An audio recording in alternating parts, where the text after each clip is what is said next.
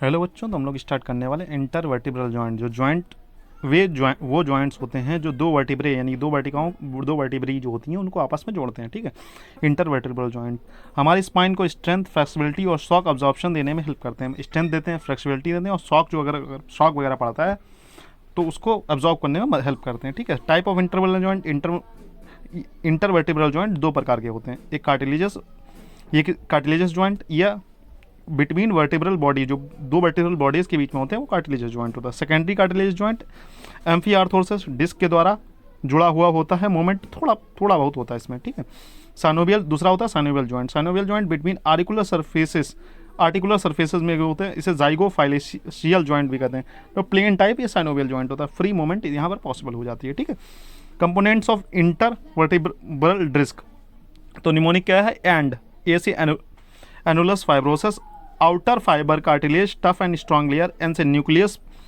Pulposus, तो inner gel like centre shock absorber के लिए। डी से disc annular plus nucleus is equal to disc. ठीक है, दोनों मिला के डिस्क हो जाते हैं। ठीक है, डिस्क वर्टिब्रल बॉडीज के बीच में क्यूजन मतलब फैट, जैसे फैट एब्जॉर्ब नहीं होता तो बॉडी में शॉक एब्जॉर्ब की तरह काम करता है, उसी तरीके से ये भी काम करता है। ठीक है बच्चों, तो फंक्शंस की बात करें तो निमोनिक से फ्लेक्सिस, तो एफ से फ्लेक्सिबिलिटी, स्पाइन को मोड़ने में मदद करता है। एल से हो गया लोड बेयरिंग मतलब वेट सहन करना। ई से इलास्टिसिटी, स्प्रिंग लाइक फंक्शन करता है। एक्सरे फाइंडिंग्स में गैप डिस्क दिखाती है। ठीक है, आई से इम्पैक्ट एब्जॉर्प्शन करता है मतलब शॉक एब्जॉर्ब करेगा। एस से स्टेबिलिटी मतलब स्पाइन को स्थिर रखेगा। ठीक है, मोमेंट्स की बात करें तो मोमेंट में क्या होगा, फ्लेक्शन होगा, एक्सटेंशन होगा, लैटरल फ्लेक्शन होगा और रोटेशन होता है। ठीक, सर्वाइकल एंड लंबर स्पाइन में क्या होगा, मोमेंट ज़्यादा होगा और थोरेसिक में कम होगा। देखो सर्वाइकल और लंबर अगर स्पाइन में देखें तो वहाँ पर मोमेंट थोड़ा ज़्यादा होता है और थोरेसिक वाले में देखें, थोरेसिक वाले एरिया में थोड़ा कम होता है। ठीक है, बात करते हैं हम लोग क्लिनिकल इंपॉर्टेंस की। चिकित्सीय महत्व इसका क्या क्या है, तो निमोनिक से एच डी एस मतलब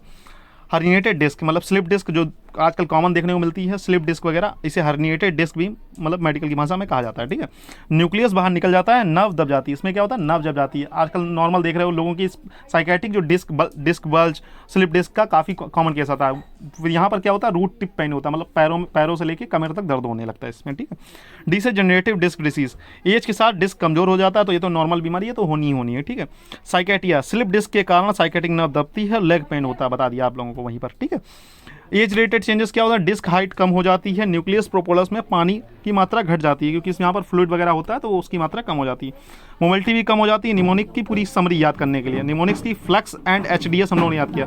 फ्लेक्स मतलब फंक्शंस में क्या क्या याद किया, फ्लेक्सिबिलिटी याद किया, लोड याद किया, इलास्टिसिटी याद किया, एक्सरे याद किया, इंपैक्ट और स्टेबिलिटी याद की। एंड में एनुलस होता है, न्यूक्लियस होता है और डिस्क होती है। एचडीएस में हम लोग जो इसके मतलब अबनॉर्मलिटीज़ देखते हैं तो हर्निएशन देखते हैं, डिजनरेशन देखते हैं और सियाटिका नर्व की दबने की वजह से इंजरी होती है। देखो इंटरवर्टिकुलर बट ये दो वर्टिब्री, इनके बीच में जो ये दिख रहा है स्पेस, ठीक है, इसे कहते हैं इंटरवर्टिब्रल जॉइंट। ठीक है, इसमें आर्टिकुलर प्रोसेस होते हैं। ठीक है, यहाँ पर बनता है साइनोवियल जॉइंट। ये जो इसके नीचे वाला पार्ट है उसे annulus fibrosis, outer tough ring होती है। ठीक है, और ये है न्यूक्लियस पोरस और यहाँ पर बनता है साइनोवियल जॉइंट। ठीक है बच्चों, तो मिलते हैं नेक्स्ट लेक्चर में, तब तक के लिए goodbye, have a good day.